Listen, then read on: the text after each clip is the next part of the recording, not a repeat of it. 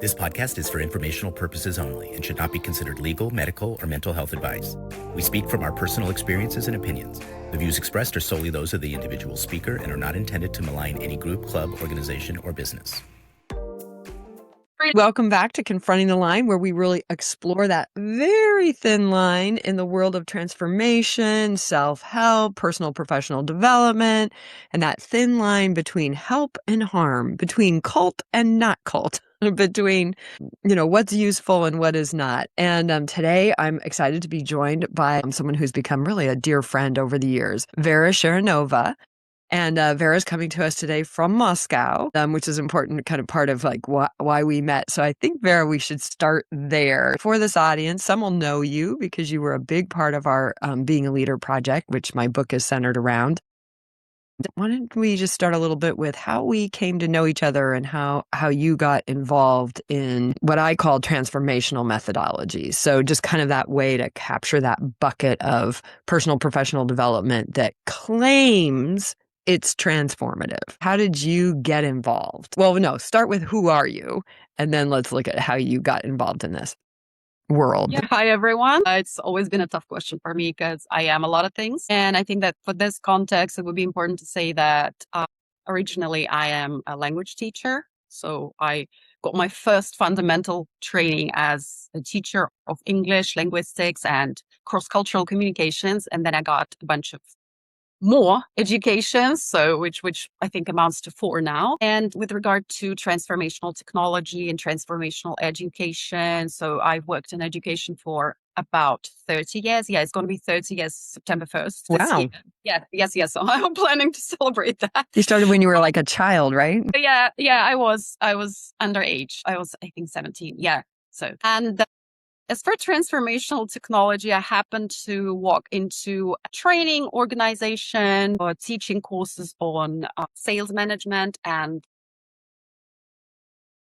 all that real estate agents. Yeah, so those were very, very practical things. And amidst that very practical training, there was one 4-day training, Okay. which was the transformational thing, which I then, back in 2007, first heard of. And I just couldn't wrap my mind around that when they were presenting it to us. But I did that training and I was quite astounded. I was actually quite, shaken and inspired in a very, very positive way. And it later unfolded into a whole life and even career story. But that's like another thing. So I have been integrating some transformational and coaching technology, which I also began to study back then, into my teaching methodology, right? So I really enjoyed the coaching approach, the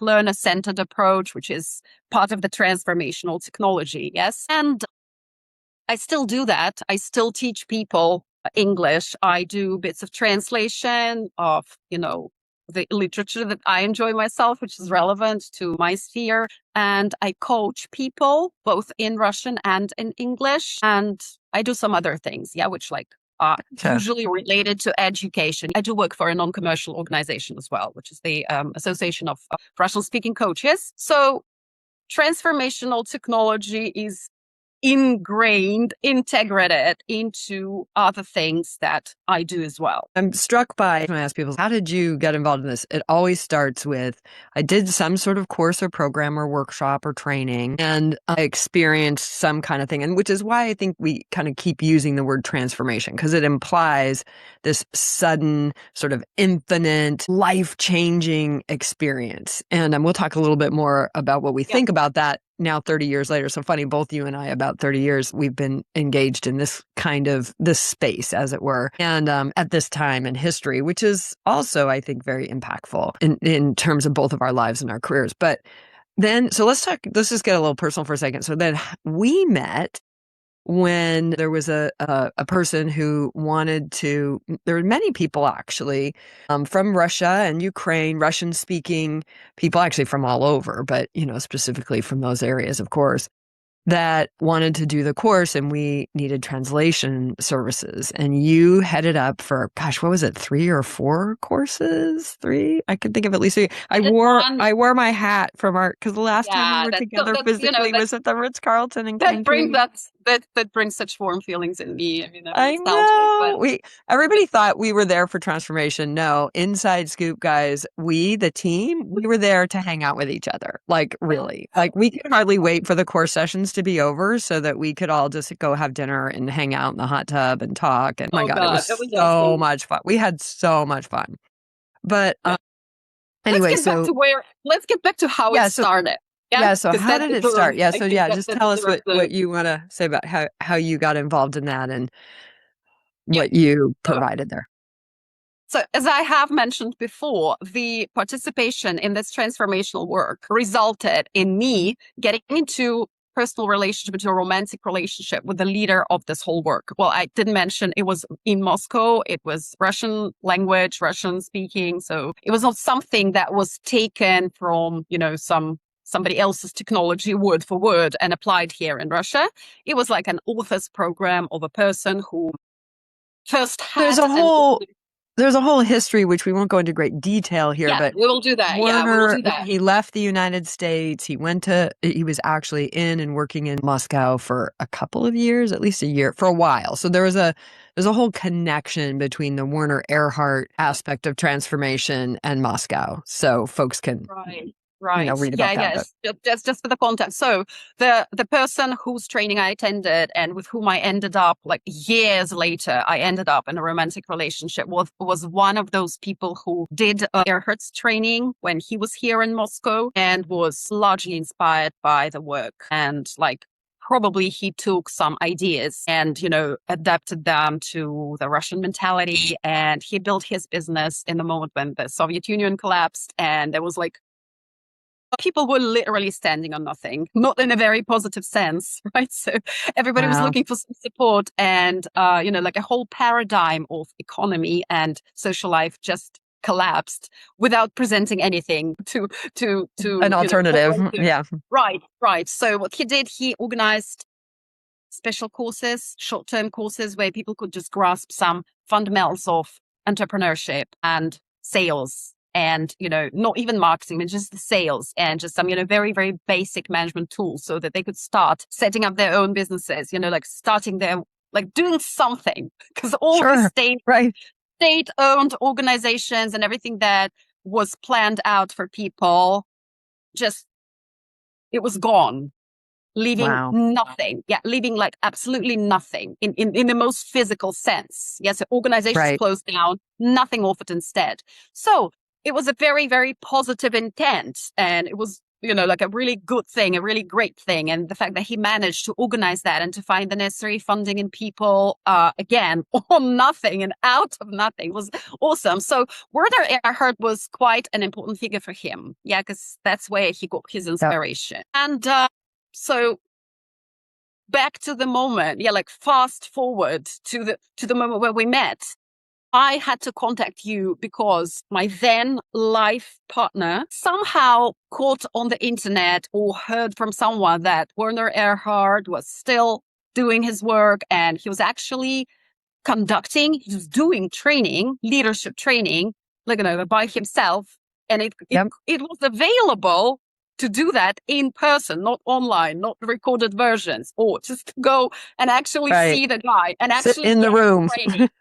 Exactly. Yeah. So he calls me up or he sends me something go find out everything you know about this, because I was his life partner, but also work partner and business partner at the time. So everything that was, connected with communicating in English, arranging stuff, that was always on me. Yeah. So I remember contacting you and trying to explain who we were. And I think I wrote you a whole volume about why we were interested. And that's when we started collaborating. And the main problem was that we were also bringing a bunch of people with us. I think we were 6, including me, or maybe without me. And I was the only one who had enough English to actually do the work, while all the others needed some support. And we were discussing the translation issue. And since the work was approaching, we had no time to prepare and we had no resource to organize sync interpretation for just these 5 people or 6 people. And I could not take that on since I hadn't done the training ever. So I had no idea about the work.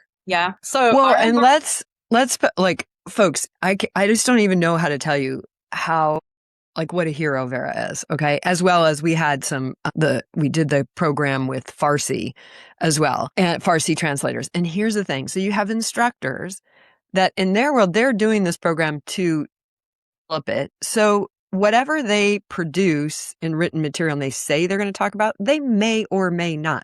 So there's no way to really prepare ahead of time. So you're doing, I don't know the exact term, but like live in the moment translation between English and Russian. And those are very different languages. And so you have to be able to take these concepts and you hear them in English and immediately turn them around in Russian and communicate that in a way. And the instructors were like, well, if they want to do that, fine, but we're not changing anything about how we do things. Sure. We're not giving them the material ahead of time. We're not promising to say, what we said we were going to say, like, it's all very on the fly. And that was a part of producing this course that was really challenging. Like even the homework assignments, you couldn't prepare them. I mean, we got a system going where we would prepare them ahead of time, but we had a whole crazy system for changing it because 9 times out of 10 in the 5 minutes they're giving the assignment at the end of a session for the next session, they're going to change it. And we had to distribute it. We had to get it, capture it, and distribute it and get it into people's hands in like under 10 minutes because you only have a 45-minute break or a 90-minute break or whatever. And it's an assignment you're supposed to do on this break, right? It was crazy. And it's why I'm so good in chaos. Like I'm the person you want around in chaos because I can figure stuff out really quick and go, do. So is Vera. Vera is one of those people. So yeah, that's what I'm horrible. I'm horrible at routine. I'm horrible at doing things in advance, and planning things out. But whenever there's a crisis, like somebody dies or everything collapses, I'm just there doing the work and saying, okay, everybody smile and wave. Mm-hmm. We're keeping going. So, but before the organization of the sync interpretation, I must say that I was there as the participant who was like, right. I don't know if we're going into this personal stuff or not. We might later if we want to, but there was a lot of pressure of my partner expecting me to actually sit next to him and whisper into his ear everything that was happening in the room. And I remember that now. Yeah. Yeah, we 100 times discussed that this will not be a possibility. There will be no translation available this time. I think it was 2017 or so. Plus, I am a human, a separate person who came there because I was invited, but came there to actually do the training, not the translation of something that I was doing for the first time. That's right. Mm-hmm. And there was a lot of this personal pressure. And luckily, we also had the guy whom you introduced us to, Roman, who had done that's right. the translation and who was part of the team when you had this huge event in Abu Dhabi or something. So who was of great help, actually. So what we did, the workaround we found was that after the sessions of the course, which we did with everyone in the room, we would gather and use almost all of the extra time available with Roman, who followed us up, specifically the guys who had not enough English at that time to take the course fully. And there was a lot of tension. There was a lot of drama going on for me personally. And it was very eye-opening. Yes. And it was then I remember now because Jerry Echeverria, who was one of the instructors at the time, and I and Sandra, but we were all like, we're like women surrounding the women, like, no, she needs to have her course. No, don't bother Vera. Yeah, we were like we kind of became like little guard dogs, and Jerry was always saying like, we have to make sure that Vera's getting what Vera wants, blah, blah, blah. Anyway, it was funny. Yeah. I mean, now it's funny. Then it was stressful. It was horrible for me. I mean, but that was part of my personal transformation. And I remember coming up to you or Jerry and saying, please, but they really need and Jerry would just say, go back to your seat and do the course. Go back to your seat. And I appreciated that toughness. Yeah. And so I was going through a double transformation. But I must say that given the prehistory that we touched upon a little bit, that the partner I was with had done Erhard's training, and in his mind, he was somehow in an adapted and like transformed way, delivering the ideas, generally in a very general sense of Werner Erhard. Vera's being very nice. In his world, he was the Werner Erhard of Russia. So, I mean, that was his aim, or how he would want to think of himself. Like that he wanted to represent that work in that role. Yeah. But imagine my surprise when I sat down. Well, I didn't want to go there. I was involved in a completely different sphere of my life. I've had this transformation up to my eyes, and I was like, come on, please, no more transformation. I was actually working on documentary animation projects, if you can like wrap your head around what that might be. Yeah. So when you take some documentary stories and you illustrate them to have them told. Yeah. So when there's no footage, or like not enough footage for a story to be told, then we do documentary animation. So we create animated cartoons to fill up the spaces when the story is being told. And I was so like, I wanted to get this education. I wanted to become an animation director. So when I said, oh yeah, if I can do something huge, like going to this course, can I please go and do my animation director's course?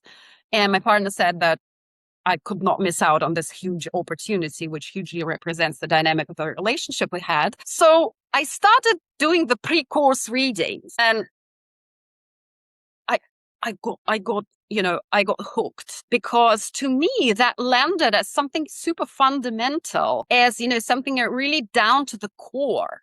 Course, like personal transformation, efficiency courses, and all that stuff has been around, and pop psychology, like, which is supposed to open your eyes, has been around for some time, or had been around for some time then. But this, hit somewhere to the to the fundament of all that. And I remember reading about integrity, and I was like, oh my God. Yeah. So that it had me.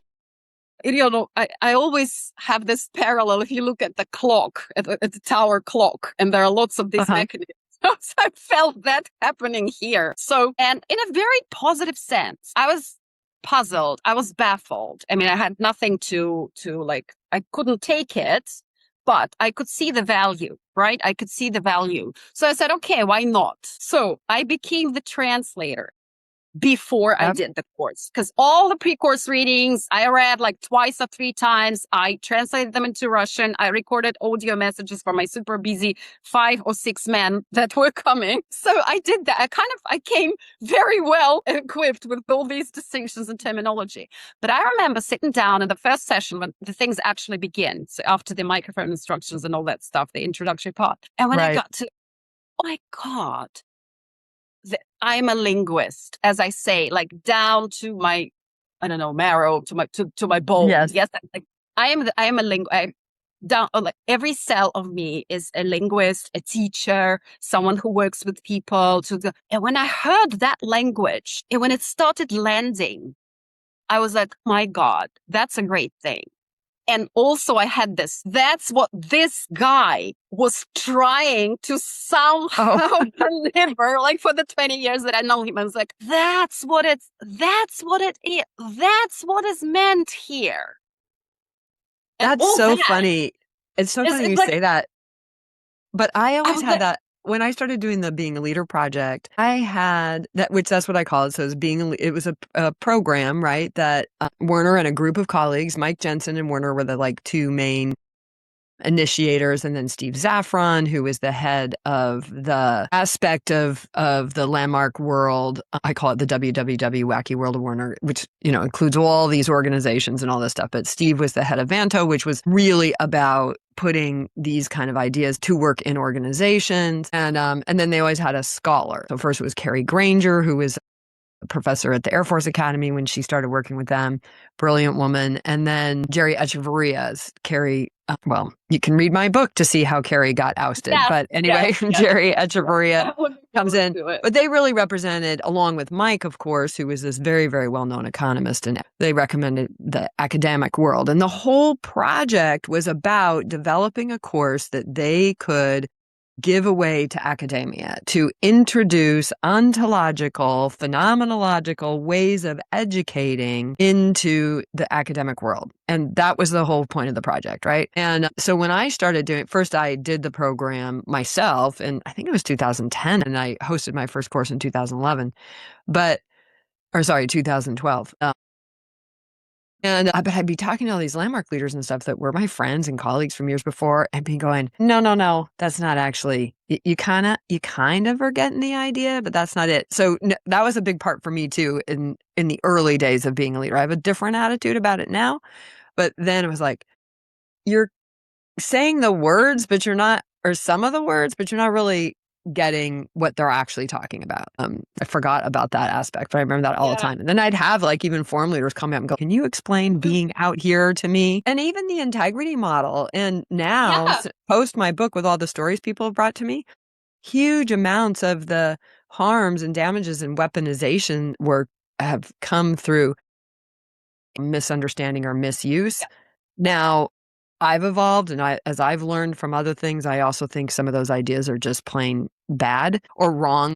To be polite, they're outdated. They're built on a patriarchal, colonizing, sort of supremacy kind of foundation, which of course they would be, because that was the era they were living in. So I don't even mean that in a derogatory way. I just mean that in a logical way. And we're evolving in our thinking and our understanding, plus neuroscience has taught us a thing or two.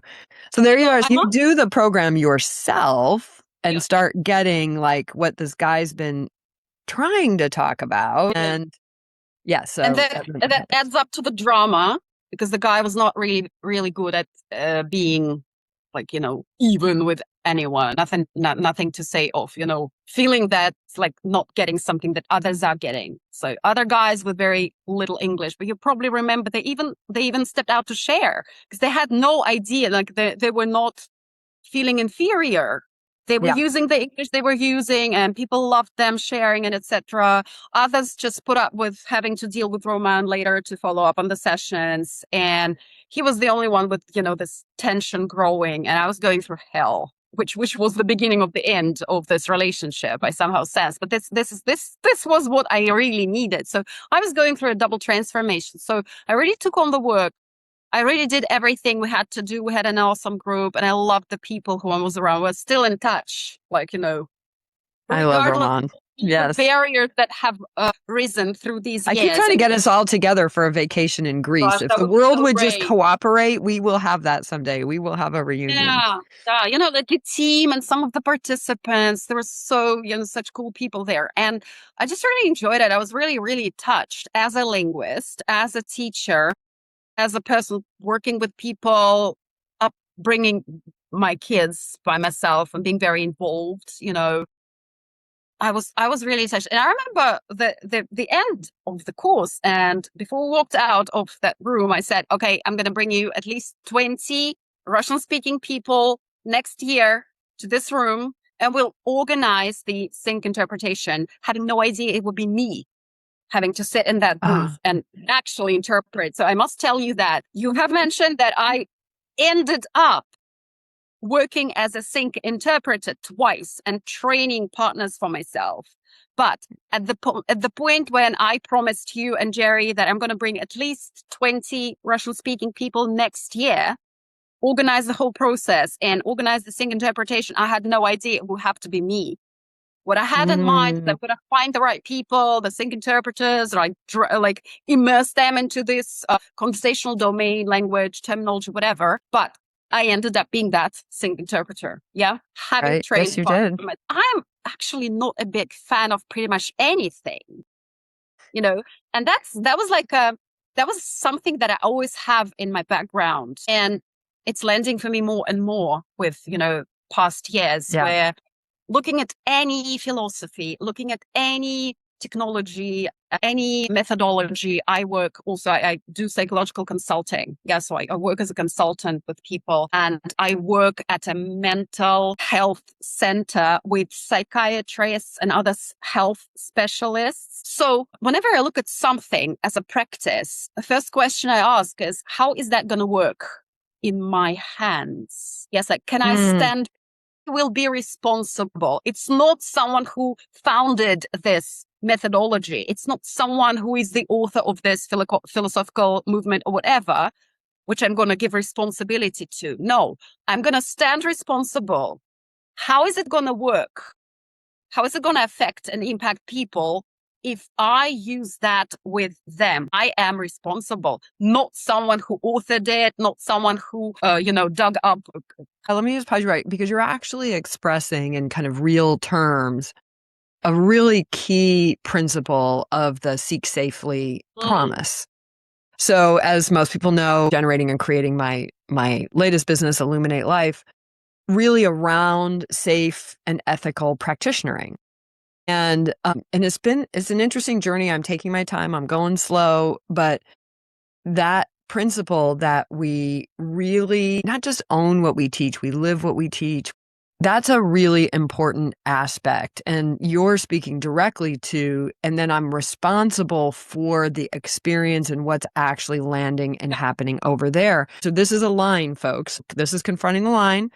When you have a teacher who talks like Vera just did, where she's really realizes she's got her hands in some very powerful ideas, whether they be psychologically based, Werner based, whatever, wherever they came from, they're in her hands and she's transmitting them to a student, she's really related, like she has responsibility in how they land and what happens, and she's holding that all the way through. Ginny, founder of Seek Safely, talks about it as to be a teacher is a sacred promise that you have with your students to not just deliver wisdom or knowledge or whatever, but that you really know that what you're delivering has an impact and that you own it all the way through the impact. Like not that you can be, we can get into 100% responsibility as it is taught in that lexicon is something I now no longer ascribe to. Not in that way, more in the way Vera's talking about it, which is, wow, okay, I own that. That's the healthy side of the line. The unhealthy side of the line is, well, I delivered the ideas. What you do with them, how you use them, how that lands for you, that's all on you. And, and if you don't understand it, that's all on you. I have no responsibility for the impact over there of what I'm teaching. Only you have responsibility for the impact of what I'm teaching. That is the unhealthy culty side of the line. So you're responsible for it all the way out to how it is impacting people, at least in partnership with those people. I'm about to do a series about safety. What does actually equal safe? And safe is something that is happening between the two of us. It's mine, it's Vera's, it's ours together. It's not Vera's job as the teacher, and 100% mine as the student. No. It's something that we create and we own together. So to create a safe environment or to deliver deeply impactful ideas in a way that is what they call transformative. I also have gripes with that whole word, but we got to use the language that's out there. It's a big deal. It's a big responsibility. So anyway, you just expressed that so well, and that's something we're going to be talking about in the coming months. Is what does this actually mean to be a safe and ethical teacher? I say practitioner because it crosses coach, teacher, facilitator.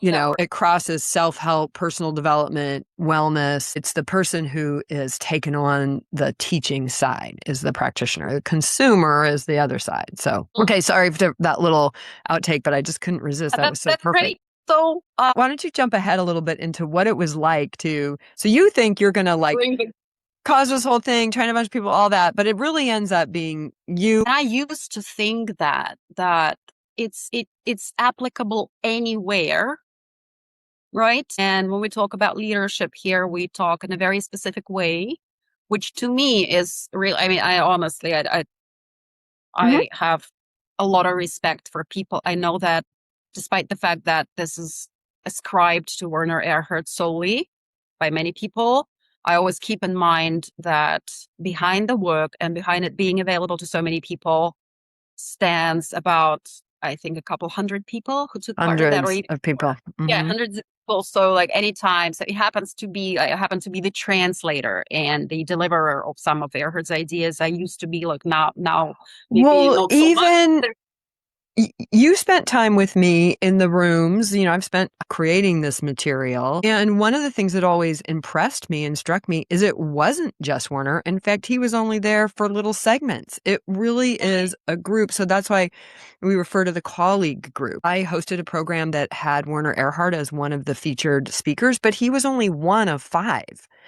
And that was That's what I'm always only a trying theme. to, yeah, that's what I'm always trying to bring out to people who, like, especially here in Russia, like people do not know that much because actually Werner Erhard was never like a publicist. Yes, even in America, I think it's a very limited group of people who actually know, who actually did the work, despite all those numbers which are presented. Right. But in Russia, it's a very like vague, superficial understanding of who he is, what the work's about, and that's another whole separate conversation. But anyway, people who got in touch with this in the past years through the leader that I was talking to you, they would say Erhard's work, Werner.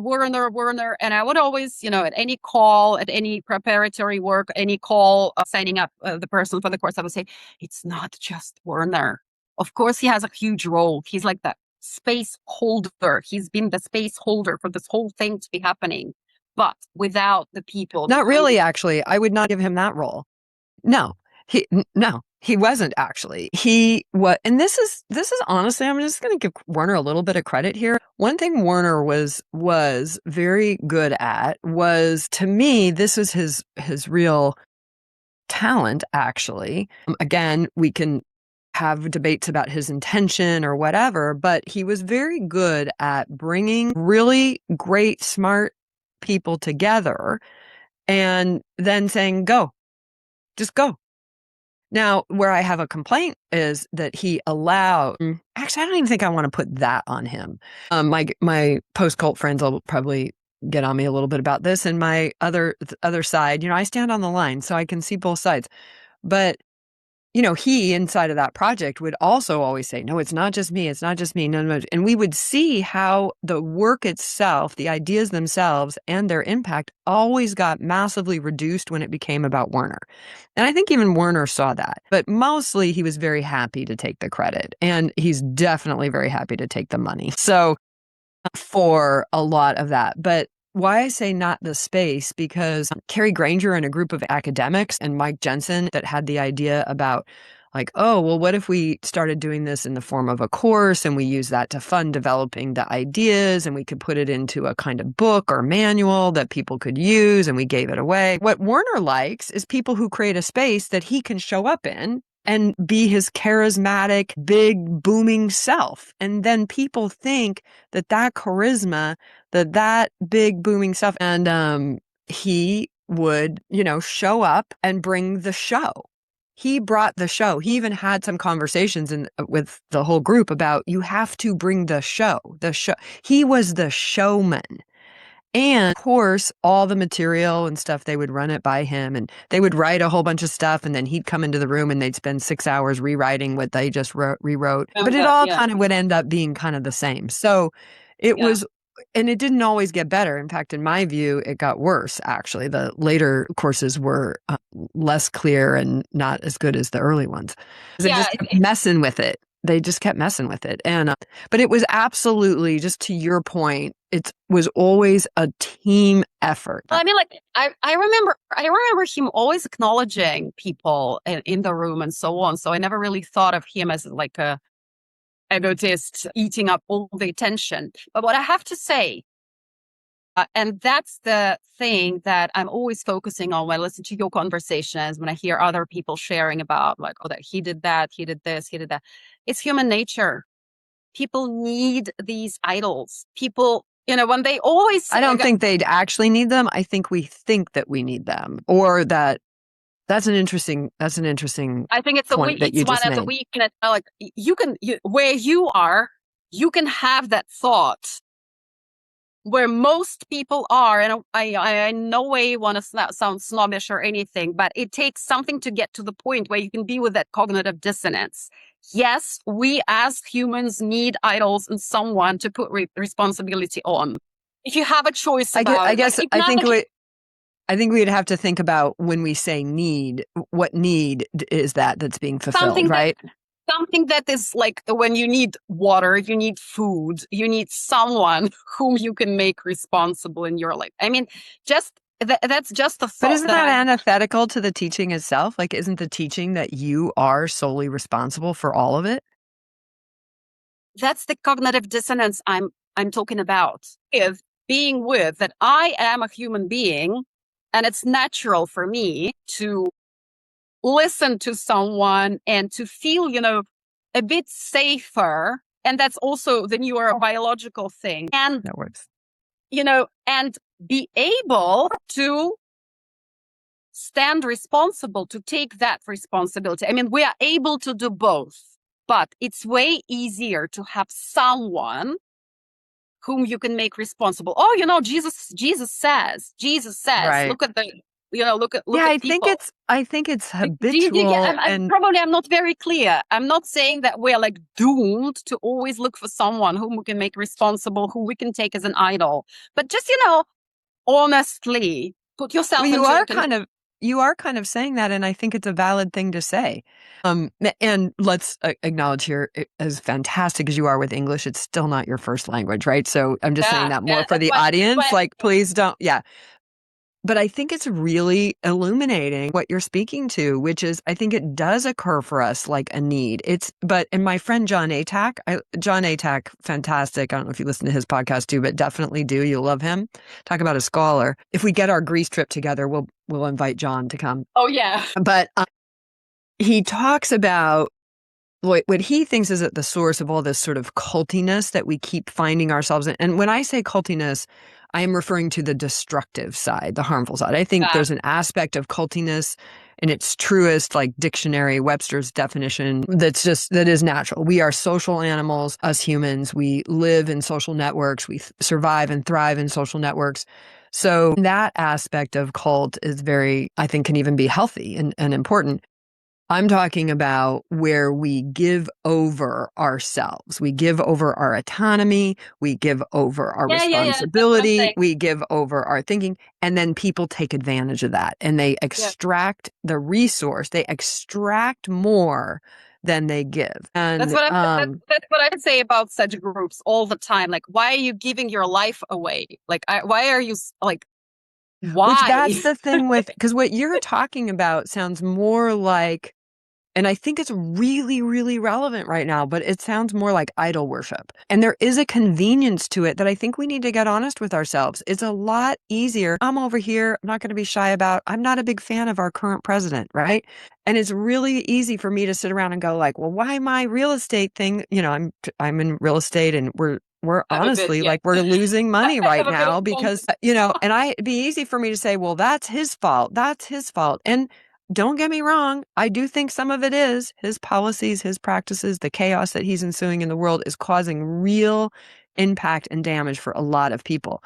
But responsibility, see, this is my gripe with the 100% thing. Responsibility, it's a shared thing. It's shared. And 100% me and 100% you does not equal shared. It doesn't get us to the goal. That's been the lie, is that if you are 100% responsible, I'm 100% responsible, then somehow we're going to end up in a better world. That plan has not worked. And so I'm kind of like, I'm one of those people that goes, well, let's question that. But I want to just come back to this thing. So the cognitive dissonance, if I understand correctly, what you're talking about is this, like, the teaching says that I'm to really own this stuff and use it and express it, I take it on as my own. But then as people go around and they express it, they're like, oh, but it's Werner's. And that creates a kind of dissonance in terms of responsibility, in terms of what? Is that what you're saying? I think that's what creates the harmful effect. So what I'm saying basically is that I have no problem with teaching. I have no problems with any distinctions or any other complications.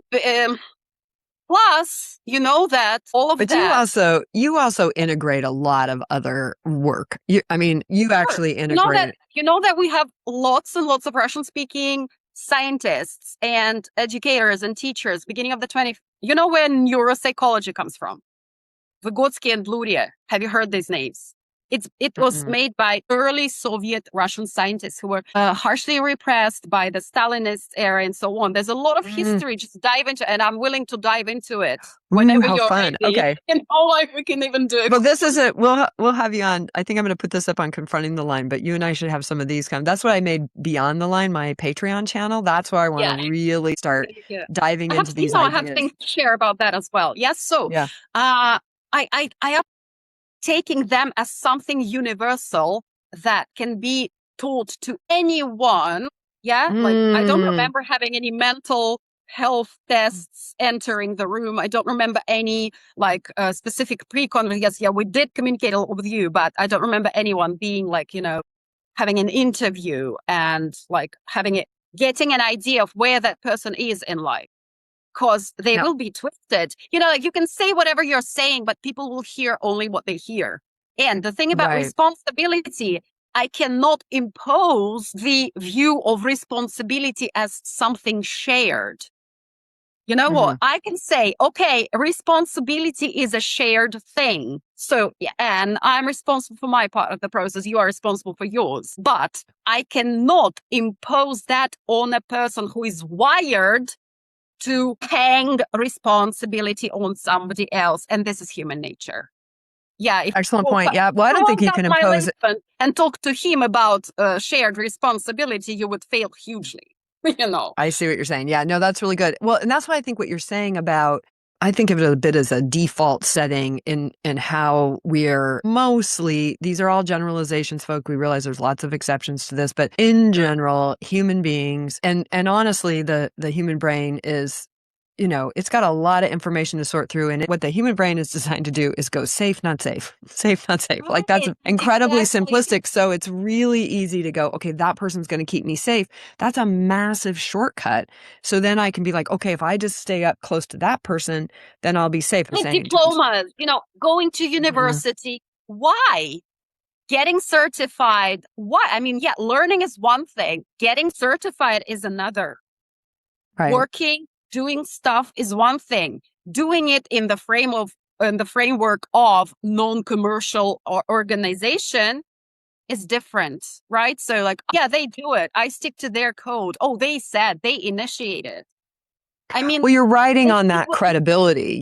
You're riding as Werner would say, you're riding the coattails. You say that all the time. I'm riding Vera's coattails, but you're riding the coattails of the credibility of another. And frankly, that's why I think it's not fair to pin all of the misuse and weaponization and abuse on a person. Like, I don't even think it's fair to pin it on Werner. I mean, Werner, and as we know, I have not been shy about sharing his dark side, as it were. But it's not, it doesn't work that way. We live in a society. We've constructed a society full of systems and a whole world that is based on hierarchical, transactional, caste kind of basis. And that's what we've got to question, and we've got to begin to start to create new structures and new ways of looking at the world. And so, yeah, because you're right. When it gets down to like, this is so-and-so's or this is so-and-so's and now I'm teaching it, like, I get it. I mean, it's a dynamic I think we can't deny. And it doesn't make you any less responsible for the impact of what you're teaching. Sure. I, as a teacher, stand in a position where I say, right, so what I'm delivering to you, of course, what you do with this is your responsibility. Yes. So once you walk out of the room, once you go to a certain extent, right? But see, whatever I explain to you, whatever I recommend that you do, you can always come back to me and question everything that you have questions about. Okay, so can I tell you what I think is missing in that thing that you just said, which is what I think almost every practitioner or teacher would say? Here's what's missing in the world of self-help, personal development, and the ways in which it's been morphed into professional development. Here's what's missing for me. That is in that's in the other professions, such as, psychology and, those kind of things. What's missing is they're not educated. We are not educated. And I include myself in this. I was a tiny little bit, but not much. I thought about that. Yeah. The misuse, abuse, or weaponization of the ideas. So when I take, a medication, I mean, even this is a homeopathic, medication, arnica.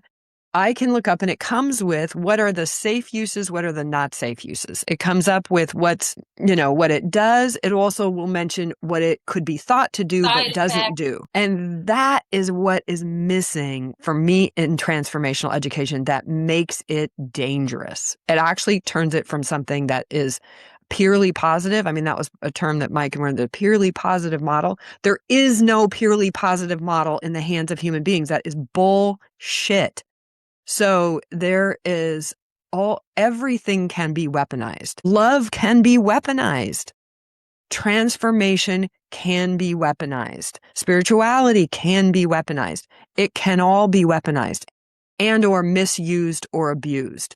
I think there is a responsibility on us consumers and a little bit more responsibility on practitioners to understand the dark side, understand the negative potential outcomes of what we teach, and to do our best to at least mention that, like at least say, hey, I'm working on how to start a series over on my Patreon channel, taking the major cliches and doing that work, actually doing, no, this is how it's useful, how it's positive, how it can help, transform whatever or evolve the way we think or move. But here's also how it can hold us back. Here's how it can be used in ways that actually, when you get down the road, 10, 20 years, you find out are detrimental.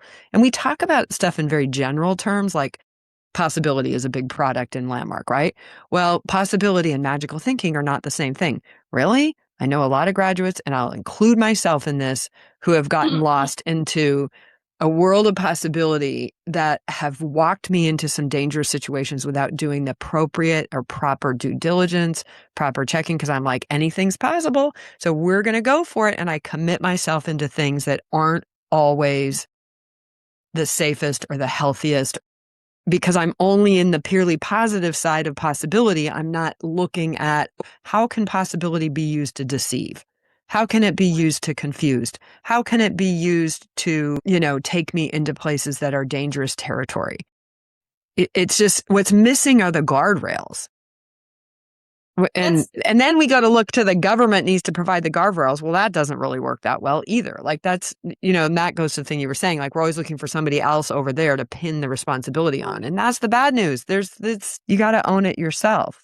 Yeah, sure. So that's one of the things that I say is important in this work. So it's very easy to, especially when all the experience that you have gone through, that I have gone through with these organizations, which are similar in many ways, well, different on individual levels, but similar in many ways. It's very easy to just,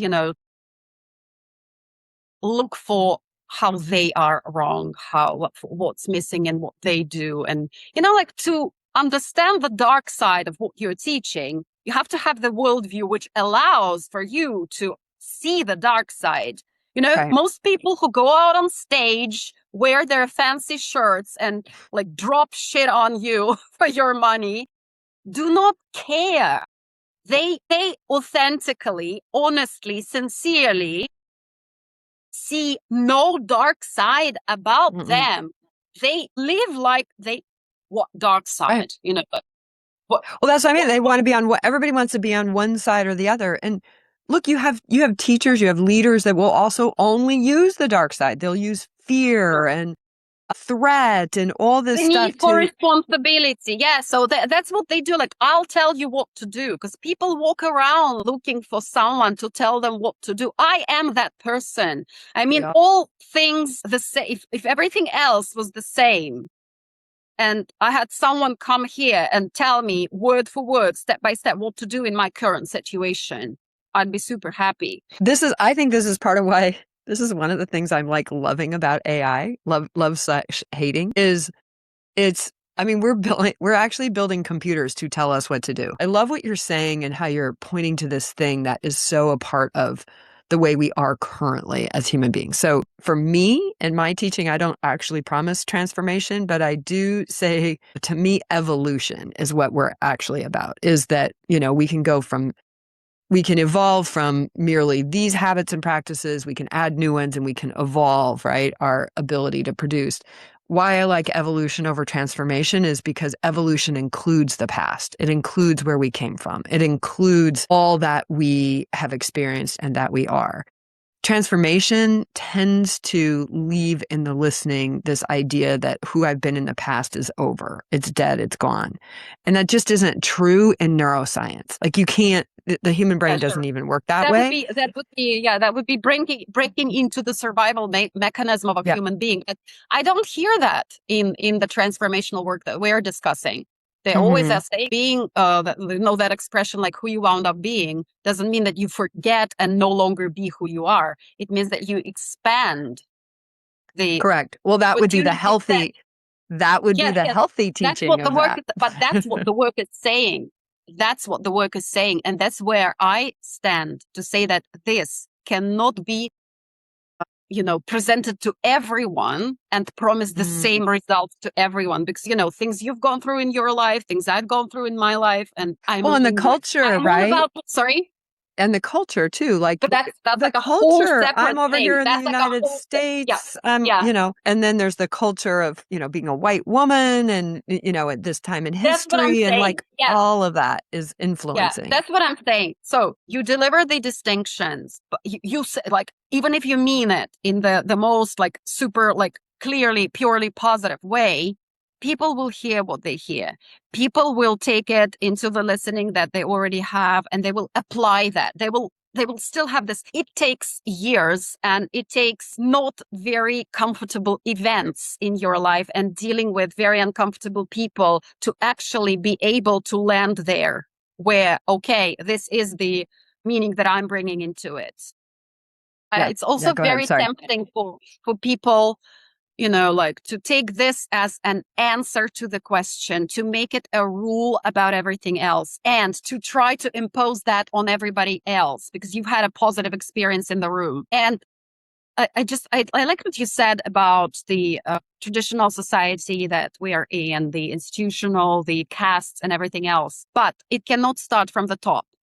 Because people who are at the top currently have a worldview that allows them to get there and to keep this thing as it is. We have to start here, in my seat at this auditorium, looking at that guy on the stage, speaking in a very confident manner, giving me proof to the efficiency of his work, dropping things like, I've done that for 60 years all over the world and everything, and blah, blah, blah, blah, blah, blah, and having all these, as I say, wise men sitting around you who are there for the 10th time in their life and still there and getting value, and stand in the position of, how is this going to work in my hands, where I am solely responsible for the next step I take out of this room and in the room as well. See? And it's very easy. It's very easy to say that. I mean, I'm not whitewashing the people who usually, as heads and faces, the charismatic leaders that we were discussing, the role of charisma. And if you look carefully, there's always this. Yeah. See, this is a necessary. That's a critical ingredient. Yeah. To do what you're saying, right? So what you're proposing here is a very mature outlook on learning. That's what I'm saying. Yeah. It's a very mature outlook on learning, and one that I would assert is not common. There's lots of people that have it, but I would say the majority, I guess this is kind of what you're saying too, the majority are still like, oh my gosh, let me just take this great idea and I'm going to go try to replicate it over here, and then maybe I'll get what they have, right? Like, Elon Musk is out there right now poo-pooing empathy and compassion. Okay, well, social science, psychology all show us that compassion and empathy are vital to human well-being, personal well-being, societal well-being, world well-being, absolutely vital. So they grab that one little tweet or that one little meme or that one little, talk that they were sitting and they go, okay, I'm going to go replicate that. This is where the maturity comes in, without actually doing the work to really understand it, take in the whole of it, turn it over, upside down, inside out. And I don't think that most teachers actually create an environment. They'll say that, oh, we're going to have you take, but I'm going to give you the idea exactly as I have it. I'm not going to give you the background. I'm not going to give you the whole thing. One of the biggest complaints the academics had, so we had one course that, I hosted at Clemson University in partnership with the Clemson Business School, and we had more people walk out of that course than any other one. And we had a lot of academic pushback. In most of the academic courses, whatever dean or whatnot that hosted it got pushback from their university. I mean, to a one. Every single one that I was a part of and knew of, this happened. And in the case of Dartmouth, they lost their job. But part of it was a great value of my position is I actually got to really spend the time and talk to everybody. So, and everybody talked to me because I was the entry, right? So they would call me and tell me. Actually, you were the space holder. Yeah, I was the space holder. That's why I'm like, anything happens, you have a sore foot or you're hungry or you lost something. That's the way I hold my event company. What it does is create the space and the stage for new ideas to meet the world. So, and that's an art, not a science. And, but what these academics said a number of times to me was, this is roughshod. There's no rigor. There's no academic rigor here. You're cherry picking aspects of studies to validate your point of view. And that's not academically rigorous. You're not actually allowing for the testing of the ideas, and you're misleading, in some ways. I mean, I heard this from a number of people. Now, that's been done in different ways. There's several really great academics that took on the material and morphed it and started to use it in their own ways and did some amazing work with it. So there are people like you that are out there taking those ideas as a part of something, integrating it, and then evolving it. And that's where I'm at. As long as we make it Werner's, we don't get to evolve it. We don't get to grow. They are not Werner. Have you listened to John Searle? Have you read Heidegger? Have you read Husserl? And I'll send you a lecture by John Searle. It's word for word about the subjective reality, ontological reality, and so word for word. Yeah. Word for word. Yeah, they're lifting. But I knew it was based off something. And basically, if you read enough, you do enough research, it's the idea is nothing new. It's nothing new. It's been worded in a specific sense. But the more I read, the more I get into this, because I love getting to the sources, right? I love getting to the sources. Like, where'd you guys get that? Where'd you guys get that? All the neurological evidence they've presented, I dug into and found what the experiment actually was, how it was then debunked as a myth, then it was resurrected as a truth, and so on. Yeah, you can get at me and you can ask me. I haven't yet read all the books, but actually the philosophical idea is nothing new. But it's all a matter of, as you said, yes. So I can totally understand academicians, and when I use some of these ideas and present them to people, I always give background that this is not an academic discussion. So, for example, when they are presenting the proof of Libet's experiment, yes, the way the readiness potential works in itself, I'm always saying that we're not having an academic discussion about the experiment. This is brought to you to just test, to reflect. Is it so? Can I see that that's the way I actually function as a human being, and so on? So that's the purport. But it wouldn't hurt to give context of the kind to people who are sitting in the room, because what I saw, those were very well educated, refined, super successful people, both in business, social work, family people, who brought all their kids and, nephews and nieces, so they have enough funding to do that. And I think just out of respect, it would be nice to not, because sometimes it sounds like, okay, I know you're all idiots, so I'm just going to tell you things like, that people love being right because when you're giving advice, the same area of your brain is activated as when you're having an orgasm. And when someone is giving you advice, the same area of brain is being activated as when you're experiencing physical pain. To me, this implies something like, I think you are idiots. Yes. So for me, it wouldn't hurt or bother the leader to say something like, okay, guys, I am oversimplifying the idea for the purpose of the course. If you wish, you can get into the neurological research here and here. I took that from a book, from a research, from a work. If you would like to research, you're welcome. It's just irrelevant for the purpose. See, so that's what I'm saying. You're expressing safe practitionering right there. Right. You're actually not Yeah. Yes, as you also said this thing, we were not educated. I would say I am overeducated. I have a state diploma for each activity I do. I have a teacher trainings diploma. I have strategic management and planning diploma. I have art education, art school diploma, because sometimes I do illustration. And I have the psychology of change and coaching diploma. I'm certified on all levels of my activity. So whatever I say, I stand responsible for. If I'm giving an idea to a person, do you remember that word for? Yes, every assertion, or as Fernando Flores says, every assertion or every, how do you call it? Evidence, something, every statement. I'll remember that. So everything deserves an evidence, right? So when you're stating something, every assertion deserves, what's the word for confirmation? Every affirmation. Validation. Do not say anything that I will not be able to elaborate on if my client, if it's coaching, or if my student, if it's teaching, will want me to elaborate on. But see, that is ethical teaching.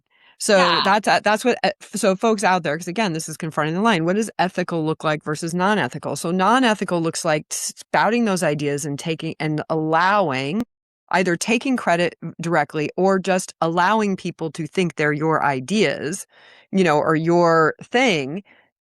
There is ethical questions in that, versus ethical teaching is like, I'm pulling a little bit of this and a little bit of that. And now we're going to reference this, but we're only going to reference this part. And then here's where it is. And here's how you can find it and all that. And what so many self-help or personal development practitioners do, and particularly the unsafe, unethical ones, is they represent all of that as their idea.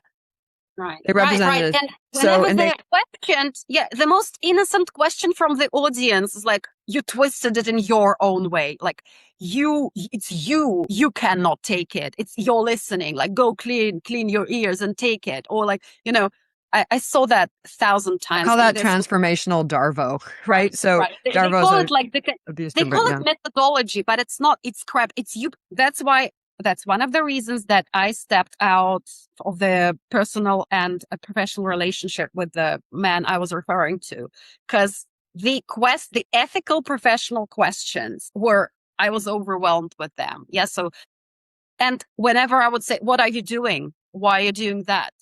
What was that meant for? There was 404 error, page not found, because he's got nothing there except for the drive for self-confidence. And, every person who had a question was pushed back into his seat with, do you just want to argue with me? No. Which is so funny because he argued all the time in the course. That's, anyway, that's hilarious. But you're doing such a good job of actually giving me a place to talk about the Seek Safely promise. And there's the promise is one thing, but then like all things, actually understanding it in application. What does it mean to really represent yourself as the originator of all ideas and all the things? And to me, what teachers actually do it's not so much about original ideas. Like, I don't know that that's even a possible thing. What most teachers are aiming to do is talk about the application of certain ideas to real life lived situations and circumstances. And all of us resonate with different teachers that use different approaches and models and ways. And then we have to think as teachers, is it serving the greater good? And is it ethical? Are we actually doing the work, doing the thinking? Are we representing ourselves accurately? That is what it looks like to be safe. And what we aim to do as teachers is work with students and people and teachers and coaches.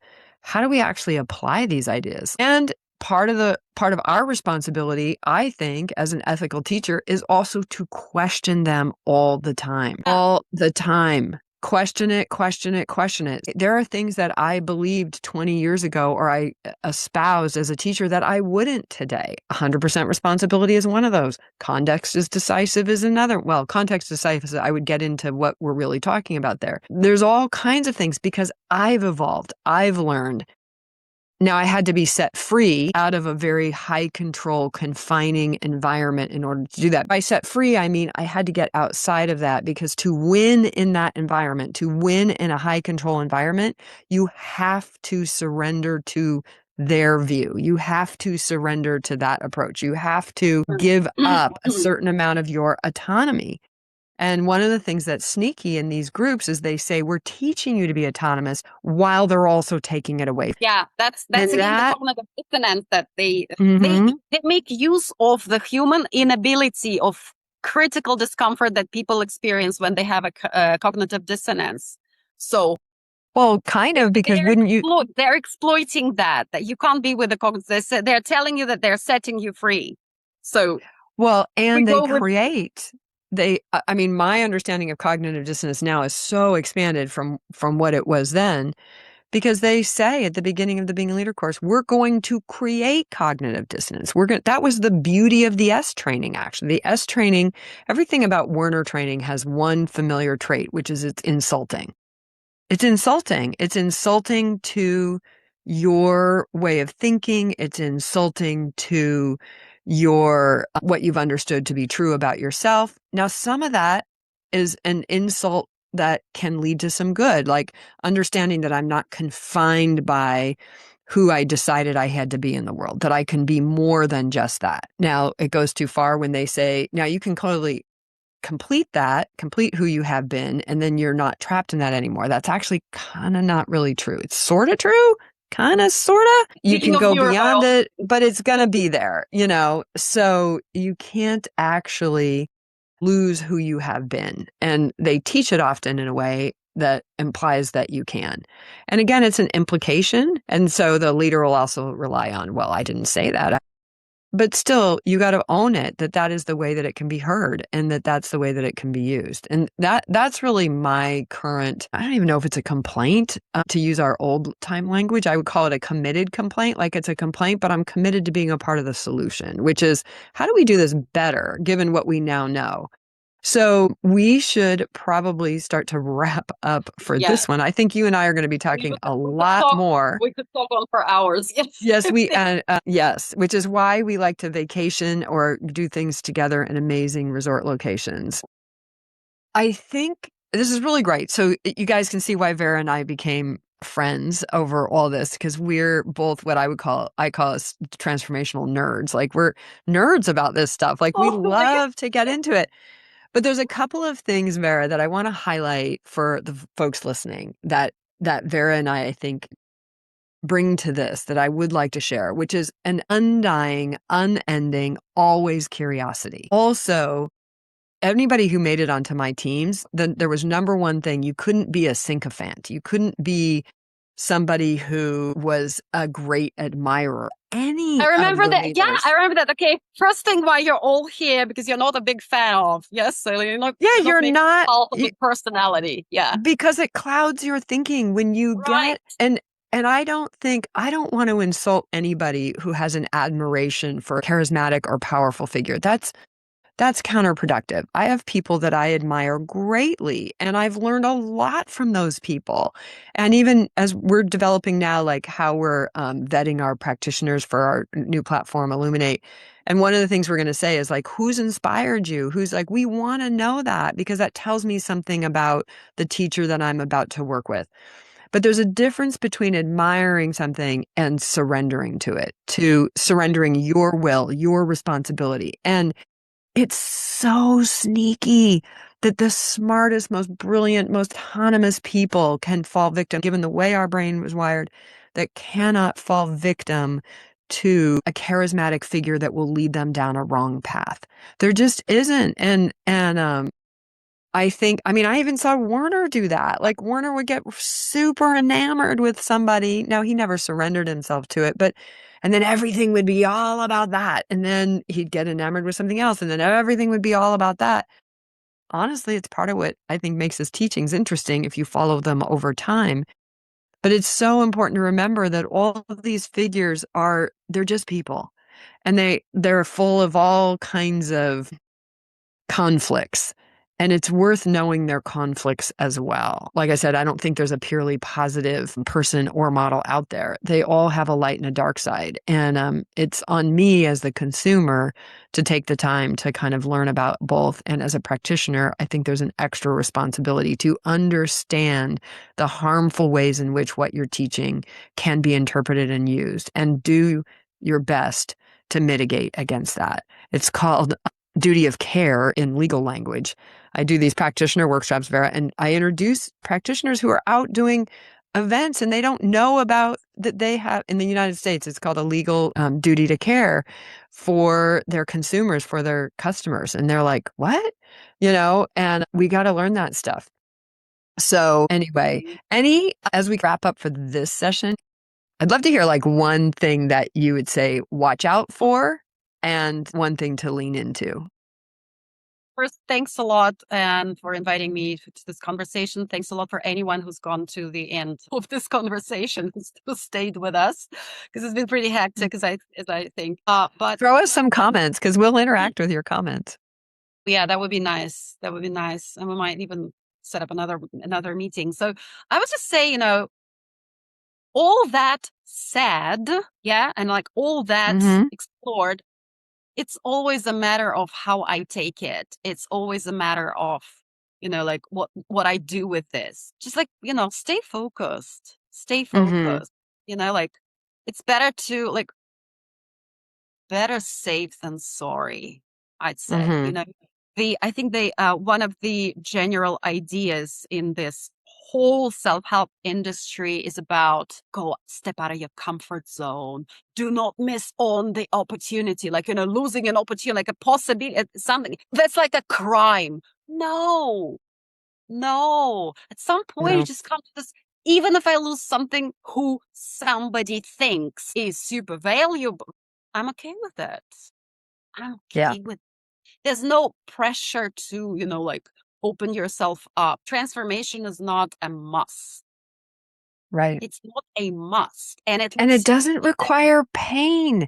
It doesn't require pain. That was one of the big insights for me over the last few. I used to teach that way. Like you had to go into the sewer, into the depths, you had to tear yourself down to build yourself up. Yeah, there's always something like, what for? Yeah, like maybe not today. I mean, just come on, relax. What I'm saying is to the people who are still in it, to the people we missed out on one little point, that all this self-help stuff, leadership stuff, and I mean in general, all other organizations and stuff like that, they kind of always have a point to which they can call you But you came in here to become a leader. But you came in here to transform, right? Do not make that something be imposed on you as a contract, right? On the one hand, that's great. Right? On the one hand, it's okay. Yeah. So when I lead my groups and I say, okay, you came here for something. Like if you're not into it, nobody's keeping you. It's okay. Like, I mean, literally okay. Yes. Just make this. So while you're here, since you're here, you paid for it, you committed your time to it. So that makes me kind of think that we're all in the context of this achievement or something. But generally in life, come on, guys, relax. It's just life. There's no must in becoming or being. And there's no... You're expressing another really safe practitionering practice, which is you don't know as the practitioner where somebody is going to transform their view or their whatever. Like you don't know. I remember, so I do these women's retreats, and one of my co-leader in that, this fabulous human, Letitia Kratz, she just had this amazing experience learning belly dancing like a long time ago. And so we always do a session of belly dancing in these women's retreats. And we all came from this kind of like high control environment. So we're like, okay, everybody who shows up for the session, they've got a belly dance. And that means like showing your belly and putting on the like dangly skirt and da-da-da. And as I was taking all this apart, I'm like, maybe it doesn't. Let's just try something different. You can participate in this session any way you want, including sit on the sidelines and just observe, or leave, whatever. It's fine. We're in a resort. Like you can come or not come. You can sit on the sidelines. You can put the belly skirt. You don't have to show your belly. Like, trust me, this is a big deal, guys, for women 50, 60, 70 years old. They don't necessarily want to show their belly. And it isn't going to transform them to show their stretch marks and their flabby bellies. Like that It for might somebody. traumatize them. It might lock them up even more than they were before. But Well, here's the thing is like, that's- this is what I learned, God bless Brian Regnier, which is one of my great mentors and teachers, but he used to say to us all the time, you don't know what equals transformation for somebody else. So for somebody, it might be to show their belly. For somebody, it might be to actually sit out the exercise because that's what feels right for them. And they're going to, for the first time, not go along because of the social pressure. Yes. They're going to sit out, but they don't want to miss out. So they're going to sit out, but they're not going to miss out. And they get to be in charge of that. So practitioners, you don't know. Stop pretending you do know. And it isn't your ideas or Werner's ideas or Jesus's ideas or anybody's ideas that are going to transform. I love that you keep saying that. It's not the same thing for everybody. As a teacher, what we're offering is something we've studied and that we want to share, and then let people have their own experience inside of that and be responsible for knowing the ways in which it can be misunderstood, misused, or weaponized. And then don't ever stop being a student. I love that about you, Vera. That's what I want to appreciate about you today is like your, the tagline for Illuminate is a safe place for lifelong learners. And you are definitely one of those. And I'm thrilled to have you be a part of that community. Even when I say I'm done with it, I still find myself learning and learning constantly. And now I'm dealing with, completely a very difficult sphere of psychiatry. And there's a lot of medical stuff. And it's mind-blowing, but I really love that. Nice. All right, folks. Well, we're going to wrap up for today, but don't worry, Vera will be back for more. Thank you. If today's episode brought something up for you, maybe you were a volunteer, a coach in training, or full-time staff who gave everything to an organization that promised transformation and left you burned out, confused, or grieving parts of yourself, you don't have to sit with that alone.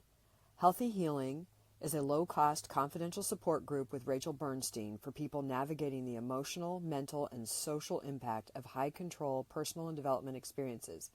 You'll find the link for more information in the show notes. Thank you.